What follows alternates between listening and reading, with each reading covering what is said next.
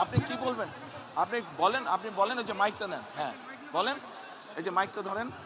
কি ভাইয়া বিষয়? আপনি আপনাকে অনেক আমি ছোটকালে দেখছি, আচ্ছা আপনাদের যখন পেয়ারা গাছ ছিল কেয়ারফুল। আমি অনেক পেয়ারা চুরি করে খাইছি, আমাকে ক্ষমা করে দিবেন ভাইয়া।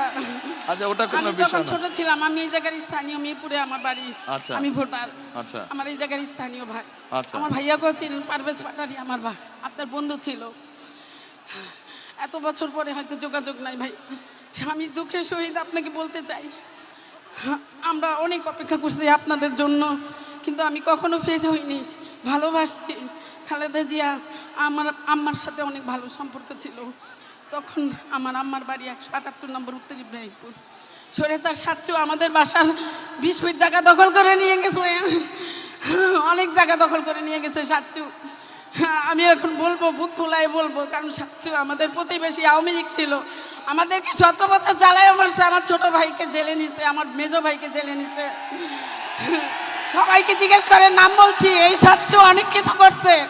আমাদের 20 ফিট জায়গা 178 নম্বরে অনেক জায়গা দখল করে নিয়ে গেছে।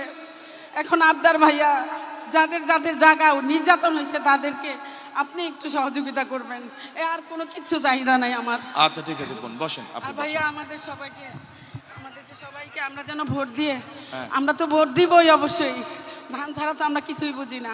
আমরা ভোট দিব আমাদের এই 15-16 আসনে, 17 আসনের সবাইকে আমাদেরকে একটু সুবিধা করে দিবেন, কারণ আমরা জনগণ অনেক তাহলে ভুক্তভোগী। আপনি যখন এখানে থাকেন, এখানকার তাহলে মূল সমস্যা কি? অন্যরা যা বলছে সেটাই মূল সমস্যা, পুনর্বাসন? হ্যাঁ আচ্ছা ঠিক আছে। ঠিক আছে। আচ্ছা বোন, ওকে।